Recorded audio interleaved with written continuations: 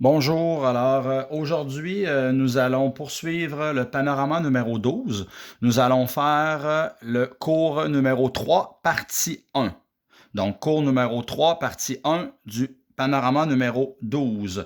Donc je vais vous demander de prendre la page 187, tout le monde dans les notes de cours. Donc on te dit combien de faces un cube possède-t-il? Alors un cube, évidemment, vous avez vu ça au primaire, il y a 6 faces. Combien de faces une pyramide à base carrée possède-t-elle? Alors, une pyramide à base carrée a une face en dessous qui est la base, puis il y a 4 faces qui sont des triangles qui forment le contour de la figure, c'est-à-dire qui forment l'aire latérale. Alors, il y a donc 5 faces dans une pyramide à base carrée. Combien de sommets un prisme droit à base pentagonale possède-t-il? Alors, il va avoir 5 sommets à la base en dessous, puis 5 sommets à la base au-dessus. Alors, il va avoir 10 sommets. Un polyèdre maintenant. Qu'est-ce qu'un polyèdre? Alors, on va le revoir de façon plus détaillée, mais un polyèdre, c'est un solide qui est en 3 dimensions. Donc, il faut absolument que le solide soit en 3 dimensions pour porter le nom de polyèdre. Et il est formé uniquement de polygones et principalement de faces planes également. OK? Donc, formé uniquement de polygones et de faces planes. Alors, dès qu'il va y avoir une face courbe, dès qu'il va y avoir une courbe dans le solide, ça va être une autre classe, une autre catégorie qui va s'appeler les corps ronds. Alors que toutes les autres, ça s'appelle des polyèdres, c'est-à-dire des solides en 3D formés uniquement par des faces planes qui sont des polygones.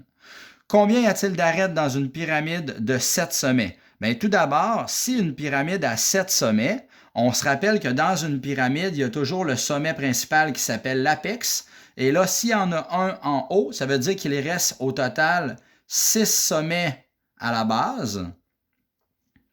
Donc, ça veut dire qu'il reste 6 sommets à la base. Et s'il reste 6 sommets à la base, regardez, ça donne un hexagone. Alors, finalement, on se trouve à parler ici d'une pyramide à base hexagonale. Alors, combien y a-t-il d'arêtes dans une pyramide à base hexagonale? Il y aura donc 6 arêtes qui forment la base et il y aura 6 arêtes qui forment le contour, c'est-à-dire une partie de l'aire latérale. Donc, 6 et 6, il y aura donc 12 arêtes au total dans une pyramide à base hexagonale. Comment se nomme la pyramide qui possède 4 faces, 4 sommets et 6 arêtes? Alors, s'il y a 4 faces, alors c'est une pyramide à base triangulaire. Donc, on va écrire ça, pyramide à base triangulaire. Donc, pyramide à base triangulaire, il y a vraiment 4 faces, 4 sommets, dont un qui est l'apex, qui est le dessus, et 3 en dessous qui forment la base, puis il y a 6 arêtes. Alors, c'est une pyramide à base triangulaire. Maintenant, alors regardez, on te dit qu'un solide est une figure fermée en 3 dimensions. Donc, ça, c'est la définition d'un solide. Un solide a des faces. Alors, les faces, regardez, c'est chacune, exemple, là, chacune des faces complètes qui forment le solide. Des arêtes, c'est chacun des bâtons, si on veut. Hein? On peut refaire le solide avec des pailles, là, si on veut. Alors, les arêtes, c'est vraiment la rencontre entre deux faces planes. Ça forme une arête. Et les sommets, c'est les petits bouts pointus qu'il y a là. Donc, c'est la rencontre. 3 arêtes qui se rencontrent, ça forme un sommet. Donc, c'est les petits bouts pointus. Comme dans cette forme-là, il y a 6 faces, il y a 12 arêtes et il y a 8 sommets. Alors, 1 est un solide composé uniquement de faces planes. On l'a vu là. Alors, un solide uniquement formé de faces planes, c'est un polyèdre, comme on avait vu la définition précédemment au numéro 4. Maintenant, on va tourner à la page 180. On va tourner à la page 188, s'il vous plaît. Donc, à 188, on continue toujours avec des petites définitions. Alors, des petites définitions pour bien comprendre le nom de chacun des éléments. Alors, dans les solides. Alors, les solides se divisent en 2 catégories. Il y a toute la famille des prismes et il y a toute la famille des pyramides. Alors, les prismes, qu'est-ce qu'ils ont de particulier? Ils ont deux bases congrues. Congru, ça veut dire isométrique. Alors, deux bases congrues, c'est-à-dire isométriques, pareilles, identiques, et les deux bases sont toujours parallèles. Si les faces latérales sont des rectangles, alors si c'est des rectangles, regardez ici, quand les faces latérales sont des rectangles, alors on dit que le prisme est un prisme droit. Donc ça, tu peux le mettre en fluorescent. Donc ça, c'est un prisme droit. C'est un prisme droit régulier à base hexagonale. Celui-là ici, c'est un prisme droit à base trapézoïdale, parce que la base, c'est des trapèzes. Et là, quand maintenant, c'est rare qu'on va le voir, on ne l'étudiera pas vraiment cette année, mais quand nous avons des parallélogrammes, regardez ici, là, qu'est-ce qui forme la face latérale? C'est des parallélogrammes. Quand on a des parallélogrammes, on appelle ça un prisme oblique. Mais nous, on va pratiquement toujours travailler avec des prismes droits.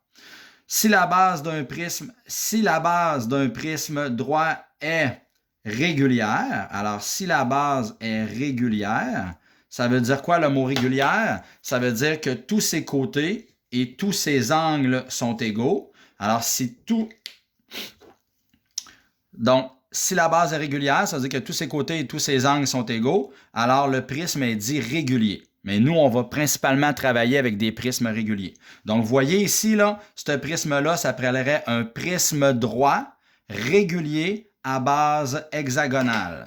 Donc, ça, c'est un prisme régulier. Il est droit parce que les côtés latéraux sont formés, les côtés latéraux, sont formés par des rectangles. Et il s'appelle hexagonal parce que la base est un hexagone.